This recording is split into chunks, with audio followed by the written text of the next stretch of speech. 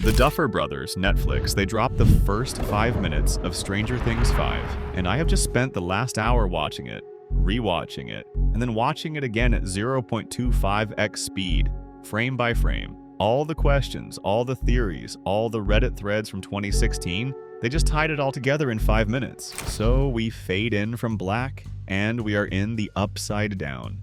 The blue tint, the floating particles, the silence, but it's a different kind of silence. The sound design is the first clue. It's not the roaring of the mind flayer or the screeching of demo bats. It's a low, ominous hum, a thrum. It feels intentional. It feels like the whole world is just waiting, holding its breath. The particles in the air, when you watch it slow, they seem slower, more deliberate. The camera just creeps forward. And then I saw a little broken piece of wood leaning against a pile of sticks, a makeshift fort, and on the sign, in that faded yellow paint, all friends welcome. And then, right next to it, another sign, home of Will the Wise. This is it. This is Castle Byers.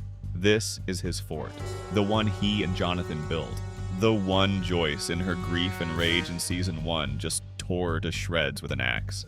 My God. The Duffer Brothers have taken us right back. We are, without a single doubt, back on November 6th, 1983. This is the night it all began, but we're not in the real Hawkins. We are in the upside down. They are showing us the source, the origin. We push inside the fort. It's tiny, it's dark, and there, on the floor, a little figure curled up. It's season 1 Will, the flannel shirt, the red puffy vest, the bowl cut. The de-aging is perfect. He looks tiny, and his eyes, they just snap open. He gasps, and the terror in his eyes is primal. It's the terror of a child who has no idea what is happening. The sound design here is brilliant. Again, no monster, just his breathing. Little, sharp, panicked, 12-year-old breaths echoing in this dead, quiet, claustrophobic fort. This is a kid who's just trying to exist. Will's eyes are darting everywhere. He's trapped. And the camera lingers on a drawing pinned to the wall of the fort. And then Will's head just snaps to the front of his fort. A silhouette. It's standing there. And it just barges in, that 5-petaled, tooth-filled nightmare. The Demogorgon. The OG. And this is the part, you guys, this is the part that made me scream. Will does something I did not see coming. He scrambles not for the exit, but for the rifle. The one from the shed in season 1, the one Joyce finds. He had it with him. He's not just a scared kid, he's a fighter. He was always a fighter. This changes so much about how I see him in that first season. He fought back. The Demogorgon lunges and Will just bolts. He bursts out of the back of the fort, and now we're in a full-on, terrifying chase. He's in the upside-down woods and he's scrambling. He's panting. And he scrambles up one of those massive vine-covered trees. He's trying to get away. He's desperate. He's 20 feet in the air, perched on a branch. He's looking down, trying to spot the monster. He's trying to catch his breath, and then a flash. The whole sky just explodes in red. That spidery, web-like lightning. That is Vecna. That is his signature. That is the mind flayer. That is the hive mind lighting up. These flashes confirm that the Demogorgon was not acting alone. It was a dog on a leash, and Vecna just lit up the sky to either spot Will or to command the Demogorgon. This was a coordinated attack, so the Demogorgon sees him, and it just starts climbing the tree right after him. It's so fast. It's about to grab him by the leg, and Will, in this last-ditch panic move, tries to jump. He leaps for another branch on a tree nearby. It's this desperate, impossible jump. And as Will is hanging there midair, this is probably a good time to ask you to subscribe.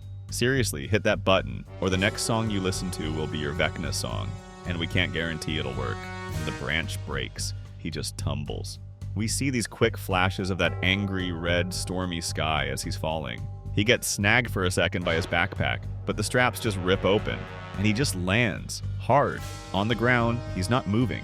He is knocked out cold, and the camera just lingers. It stays on his unconscious body for just a second, and then he's dragged by his feet, by something we can't see. Okay, let's talk about this, because there has been a huge debate for years, a perceived plot hole. People have been saying that when Hopper and Joyce find Will in the season 1 finale, he is comatose. He's pale, he's cold, he has that thing down his throat, he looks half dead. How could that Will have just shot a rifle, run from a monster, climbed a tree, and tried to do a parkour jump to another one? And it was a fair question, but this is the answer. This flashback isn't showing him right before he's rescued. This is showing him right after he's captured. He was running on 12-year-old adrenaline. He did have the rifle in Season 1, we knew that. The pilot confirms he grabs it from the shed. This new scene just shows him using it. He fought, he ran, he climbed, and then he fell from a 20-foot tree and hit the ground hard. That fall, that head injury, that is what explains why he's so weak and lifeless later. He's severely injured, and then he's dragged off, unconscious, to God knows where. The Duffers just plugged their own plot hole. It's genius. So where does he get dragged? The scene cuts, and we see the Hawkins Library, the upside-down version. This is a new location for the Upside Down. We've seen the school, the houses, the mall, the Creel house, the woods, the lab, but the library is a massive clue. Vecna, Henry Creel, he is not a dumb beast.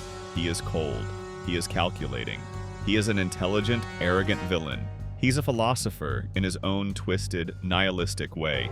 A library is a place of knowledge, of history, of records. Is this Vecna's command center? Is this his study? Is this where he's been observing Hawkins? Is this where he keeps tabs on his spiders? It's such a deliberate choice. A library is the opposite of a monster's lair. It's a place of human intellect, and he's corrupted it. He's taken it. This tells us more about him than any monologue. And then a Demogorgon walks down a hallway dragging Will's limp, unconscious body. It just throws him on the floor, like a piece of meat, and then, from the shadows, he appears. Vecna, Jamie Campbell Bower, in all his slimy, vine-covered, practical effects glory. He steps into the light. And the Demogorgon, you guys, the Demogorgon bows. It bows its head. It is a servant. It's delivering the package to its master. This confirms everything. The Demogorgons are not wild animals. The Mind Flayer wasn't the big boss with Vecna as his general. No, Vecna is the boss. He is the only boss. The Mind Flayer is his weapon, his avatar made of particles. And the Demogorgons are his army, his hunting dogs, his drones. He is the king. He is the god of this entire dimension, and he has been since day one. Now Vecna steps forward, he looks down at Will, and he says in that chilling, purring, terrifying voice, "At long last we can begin." Begin what? He then just raises his hand, and the vines, the tendrils from the wall, they snake out. They lift Will's little body up. They hold him against a post like he's being crucified. He's still unconscious, and Vecna just stares at him. He's studying him, analyzing him. And then he says, "You and I, we are going to do such beautiful things together, William." William. Nobody calls him William. Not Joyce, not Jonathan, not his friends. It's so formal, so cold, so possessive. It's the ultimate I own you move. And beautiful things? He means the invasion. He means turning this poor, terrified, injured kid into a spy. He means using Will as his foothold into our world. This is the origin. This is the moment. The now memory. The true sight.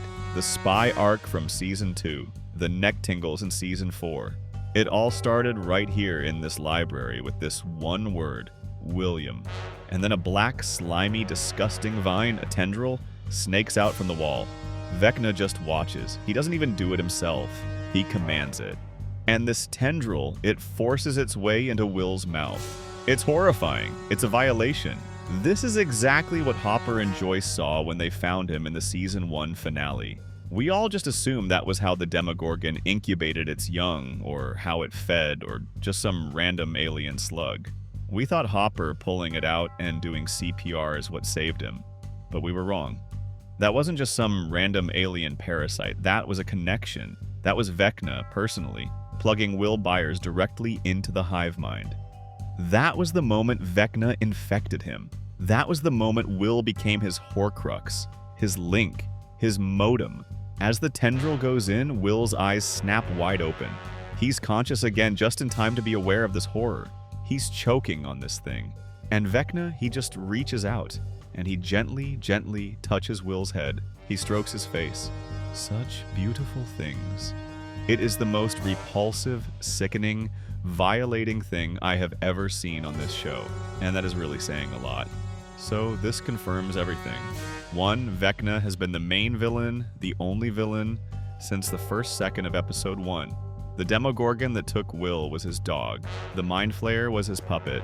It's all been him. It has always been him. 2. Will wasn't just taken. He was chosen. He was selected. He was hunted by the Master himself to be the first host, the first stolen child. But why? Why Will? Was it just proximity to the gate? Or did he sense something in Will? Did he sense his sensitivity? His innocence? That's a question for the rest of the season. 3. The connection. Will's Vecna sense, his true sight, it isn't just a side effect of being in the Upside Down for a week. It's not magical PTSD. It is a direct implant. Vecna put a piece of himself, a physical connection, inside Will. This is why he could be the spy in Season 2. This is why Vecna could use him. This is why he can feel Vecna in Season 4. He is hardwired into the mainframe. This changes the stakes for Season 5 completely. The final battle has to be about Will. They can't just kill Vecna, they have to sever that original connection. They have to exorcise Vecna from Will Byers for good without killing Will in the process. This is why the Duffer Brothers have been saying for years that Will is central to this season. He is the key. He was the beginning, and he has to be the end.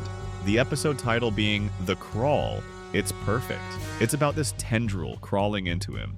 It's about Vecna crawling into our world, using this 12-year-old boy as his doorway. And this tracks perfectly with all the interviews the Duffers have given. They said this season is sprinting from the start. No more setting up normal life, no more what's everyone doing at school.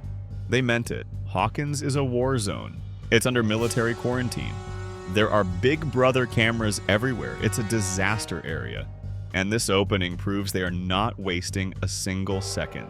We are getting the biggest mythology drop of the entire series in the first 5 minutes.